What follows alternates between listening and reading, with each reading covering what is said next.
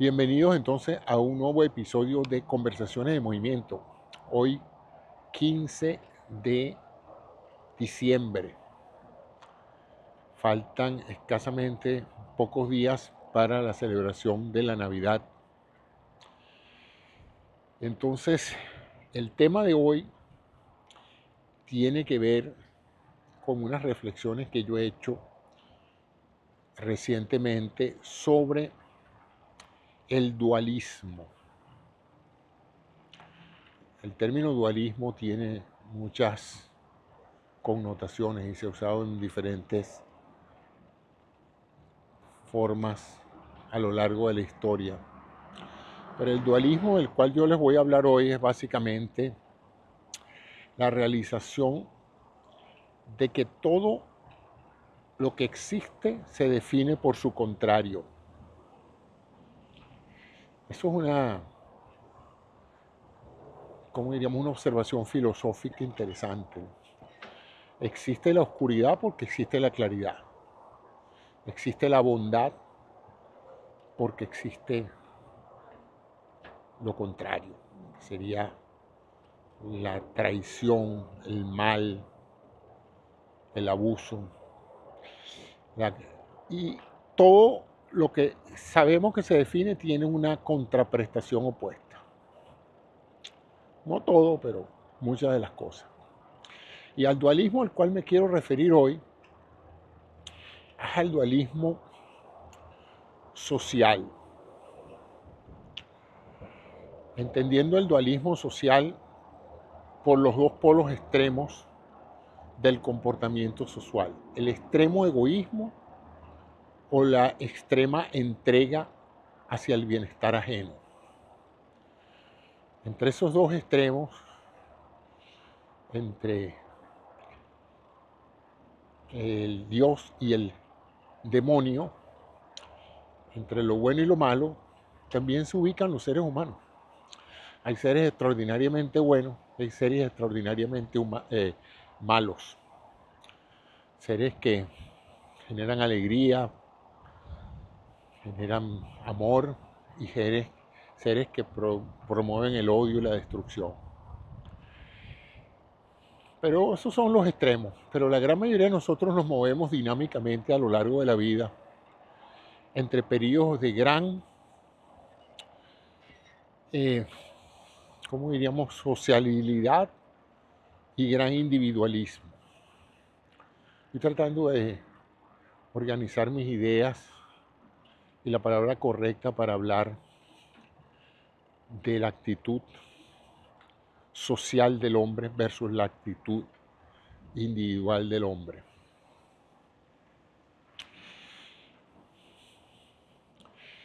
El hombre es una especie biológica cuya, como en muchas especies, depende fundamentalmente de la colaboración entre los miembros de la especie. O sea, somos seres sociales, como se dice hasta el cansancio. No valemos mucho solos, sino valemos en la medida en que juntos podemos lograr cosas imposibles de ser creadas por una sola persona. Y debido a esa interdependencia entre los seres humanos, debemos establecer mecanismos de colaboración, cooperación, coordinación y comportamientos que favorezcan esa vida en sociedad.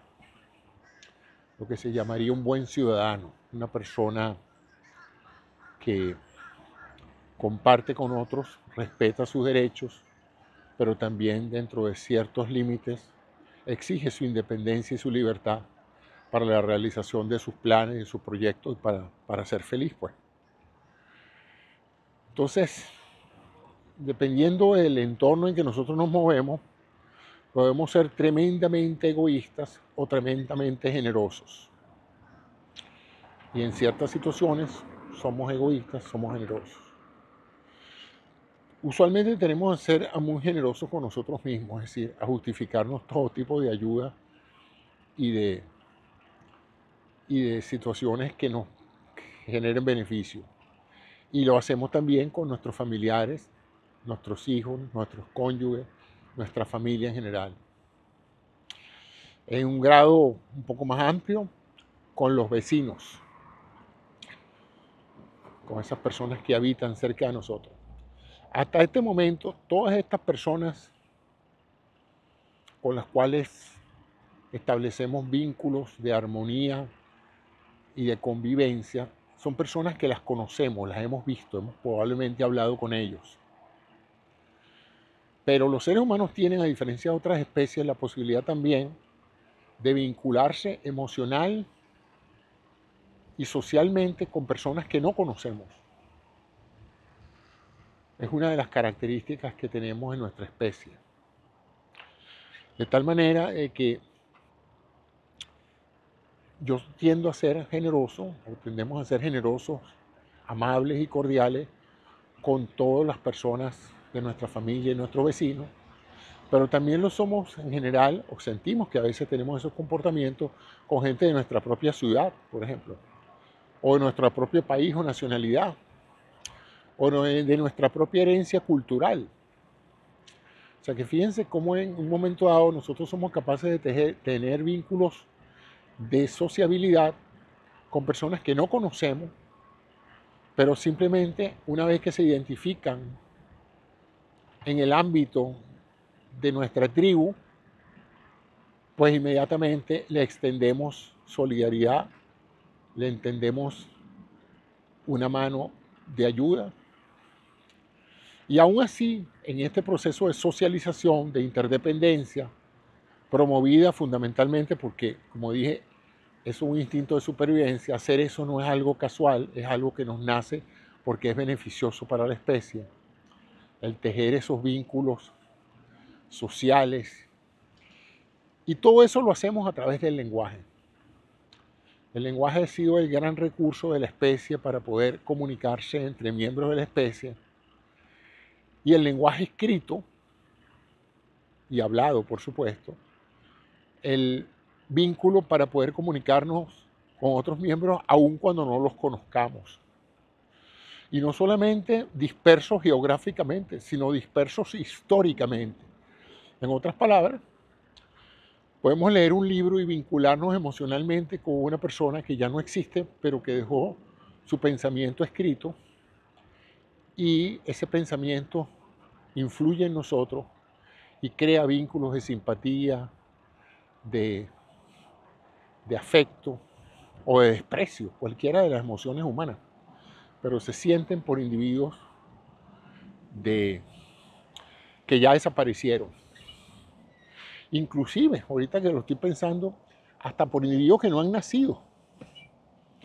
En cualquier momento uno piensa que va a tener hijos o nietos o bisnietos, y uno ya, aun cuando no han nacido, cuando no existen como tal, ya uno siente profundos afectos por esa persona que va a venir descendiente de uno, o por los